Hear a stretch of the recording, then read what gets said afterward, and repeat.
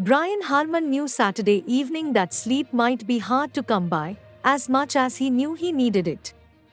He had been in this situation, the 54-hole leader at a major tournament 6 years ago, and knew the agonizing cost of a fitful night, a runner-up finish, months and then years of what-ifs, a career not on the margins but not among the ultra-elite.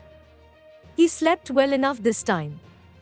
Harman, nestled atop the leaderboard at Royal Liverpool Golf Club since Friday, made a methodical march on Sunday to win the British Open by 6 strokes, finishing at 13 under par.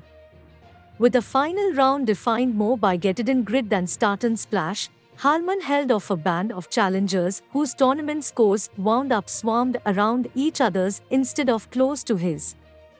It was the largest margin of victory at a men's golf major tournament since Bryson DeChambeau's 6-stroke win at the 2020 US Open.